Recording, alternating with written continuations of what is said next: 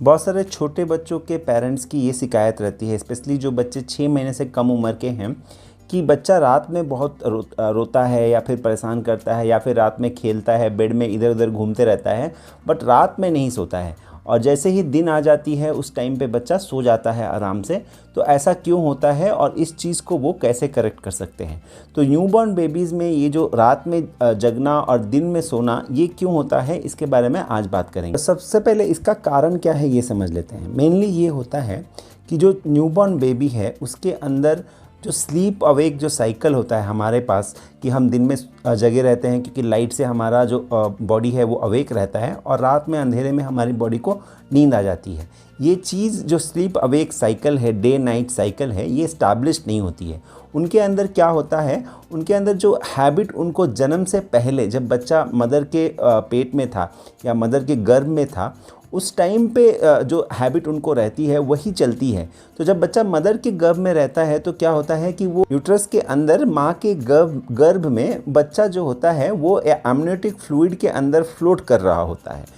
तो amniotic fluid के अंदर जब वो फ्लोट करता है तो दिन में जब माँ चलती है या फिर कुछ काम वगैरह करती है तो उस टाइम पे वो जो बच्चा है उसके अंदर तैरता है और उसको एक पालने या झूलने जैसी फीलिंग आती रहती है। कंटिन्यूस इस रिदमिक मूवमेंट की वजह से बच्चे को बहुत अच्छे से नींद आ जाती है। तो दिन में जब मदर मूवमेंट करती है या अवेक रहती है तो बच्चे को इस एमनियोटिक फ्लूइड की मूवमेंट की वजह से अच्छी नींद आती है और बच्चा माँ के गर्भ में दिन में सोया हुआ रहता है। और जैसे ही रात के टाइम पे माँ सो जाती है तो एमनियोटिक फ्लूइड का मूव होना बंद हो जाता है और फिर बच्चा जग जाता है और रात में मूव करता है, यूट्रस के अंदर माँ को किक करता है। या फिर उस टाइम पे आप एज अ मदर देखोगे कि जब बच्चा रात के टाइम पे बच्चे की मूवमेंट आपको ज़्यादा फील हुई थी जब बच्चा पेट में था। तो इस जो साइकिल है कि दिन के वक्त जब एमनियोटिक फ्लूइड मूव करता है तो बच्चे का सोना और रात में बच्चे का जग जाना, ये साइकिल उनके बर्थ के बाद जब वो बाहर आ जाते हैं तो भी उनको ये साइकिल चलती रहती है। स्पेशली 3 से 6 महीने के एज तक ऐसा साइकिल कई बार छोटे बच्चों में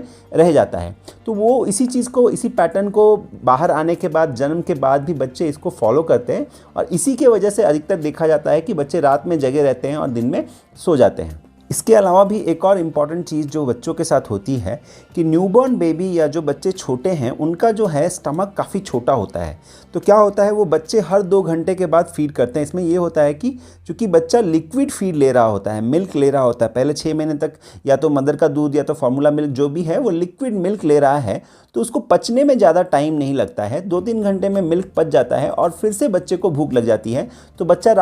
बार बार उठ के फीड का डिमांड करता है। तो इसके वजह से भी रात में बच्चा कंटिन्यूसली सोया हुआ नहीं रहता है। थर्ड थिंग ये है कि जो बच्चे को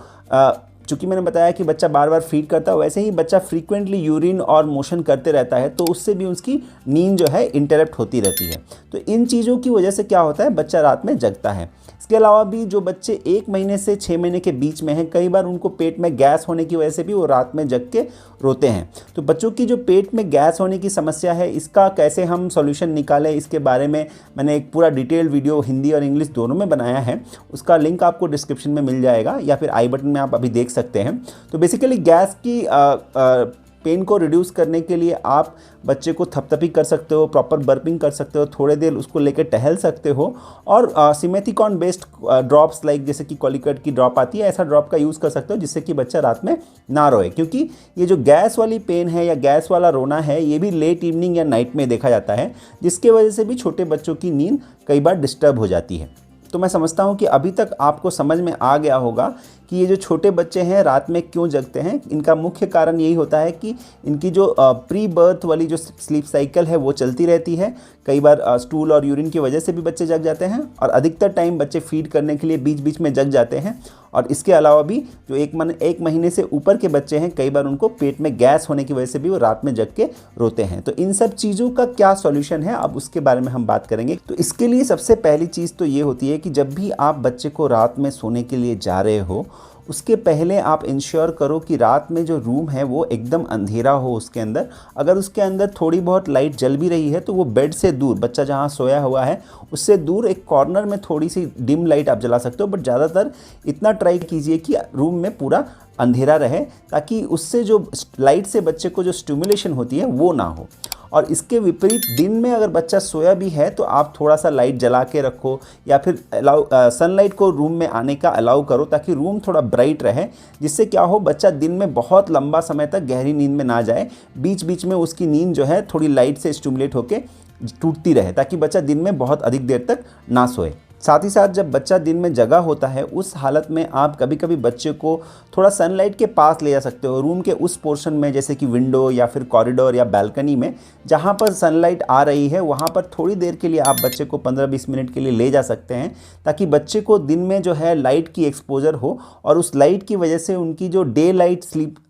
स्लीप की जो साइकिल है जिसको हम सर्काडियन रिदम बोलते हैं, जो हार्मोनल सेटिंग अप है वो चेंज होते रहे और बच्चा दिन में ये समझे कि लाइट है तो हमें जगना है और रात में लाइट कम हो तो सो जाए। ये जो एक सर्काडियन रिदम रीसेट करना है जनरली ये 3 महीने के बाद शुरू होता है, तो इसके लिए आपको दिन में थोड़ा सा बच्चे को सनलाइट देने की ज़रूरत है और इस सनलाइट से बच्चों को दूसरे भी फ़ायदे होते हैं। दूसरी जो मैं बात करने वाला हूँ, आप ज़रूर ध्यान रखें कि रात में जब बच्चा सो रहा है तो जो रूम है वो बहुत शांत हो, उसमें कोई भी तरह की नॉइज़ ना हो, किसी भी तरह की टीवी, मोबाइल या इन सब चीज़ों की आवाज़ बैकग्राउंड में प्ले ना हो रही हो ताकि बच्चे की जो रात की नींद है वो डिस्टर्ब ना हो। थर्ड थिंग आप ध्यान रखेंगे कि जब भी बच्चा रात में दूध पीने के लिए उठ रहा है तो आप उसको बहुत शांति से धीरे से दूध पिलाएं, ज़्यादा नॉइज़ ना करें उस टाइम पे भी ताकि बच्चे की जो फीडिंग के टाइम पे बच्चा हल्की नींद में ही फीड करके सो जाए, इसके बजाय कि वो पूरा जग के रोने लगे। एक और चीज़ जो बहुत इंपॉर्टेंट है बच्चों की साउंड स्लीप के लिए नाइट में,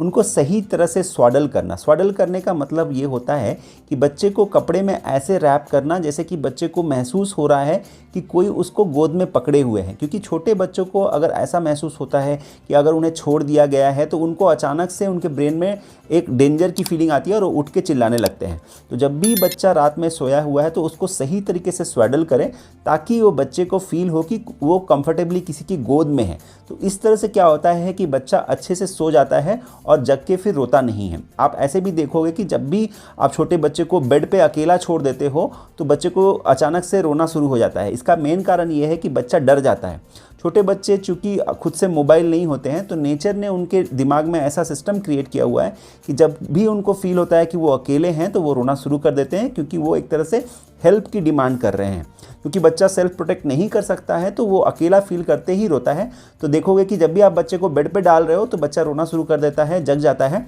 और जब भी आप बच्चे को गोद में लेके हल्का सा सहलाते हो, घुमाते हो तो वो सिक्योर फील करता है और सो जाता है। तो इस चीज़ की वजह से भी रात में जब बच्चे को आप सुला रहे हो तो ज़रूर उसको सही तरीके से स्वाडल करो ताकि बच्चे को गहरी नींद अच्छी से आए। और एक इम्पॉर्टेंट पॉइंट जो मैं बताना चाहता हूँ कि जब भी बच्चा रात में सोने जा रहा है तो उसके डायपर को क्लीन और ड्राई करके रखना है। रात में अगर बच्चा बार बार जगता है तो ट्राई करो कि आप रात में बच्चे को डिस्पोजेबल डायपर यूज़ करो, क्योंकि डिस्पोजेबल डायपर क्या करता है, अगर मान लीजिए बच्चे ने रात में यूरिन और पॉटी मोशन कर दिया तो उस टाइम पे वो उसको नमी को एब्जॉर्ब कर देता है और बच्चे की नींद डिस्टर्ब नहीं होती है। मैंने डिस्पोजेबल डायपर और कॉटन डायपर के यूज़ के बारे में भी एक वीडियो बनाया है कि कब हमें कॉटन डायपर का यूज़ करना चाहिए और कब डिस्पोजेबल डायपर का यूज़ करना चाहिए। तो यही मैं बताऊंगा कि नाइट टाइम पे अगर आप डिस्पोजेबल डायपर थोड़ी देर के लिए यूज़ करते हो तो बच्चे को अच्छी नींद आती है, बच्चे की स्लीप डिस्टर्ब नहीं होती है। इसके अलावा भी एक और इम्पॉर्टेंट चीज़ आप ध्यान रखें कि जब बच्चा दिन में सो रहा है और बच्चा जब 3 घंटे से ज़्यादा सो रहा है तो उसको 3 घंटे के बाद हल्का सा सहला के उठाएं, उसको फीड करें, उसकी डायपर और क्लॉथ्स को फ्रीक्वेंटली चेंज करें ताकि बच्चे की नींद जो है वो दिन में भी थोड़ी बहुत इंटरप्ट हो।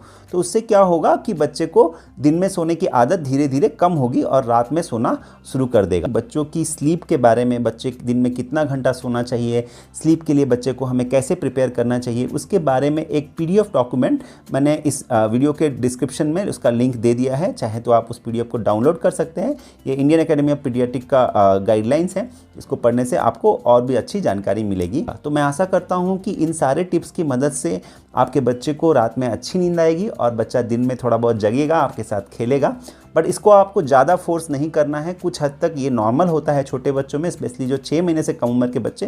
कि वो रात में जगते हैं और दिन में सोते हैं। तो ये धीरे धीरे जैसे ही बच्चा 6 महीने से बड़ा होता है तो ये साइकिल धीरे धीरे खुद से रीसेट हो जाती है। और जो मैंने टिप्स आपको बताया उसके टिप्स की मदद से बच्चा दिन में अच्छे से जगेगा और धीरे धीरे रात में सोना सीख जाएगा। इसमें ज़्यादा वरीड होने की कोई ज़रूरत नहीं है, ये कोई बीमारी नहीं है।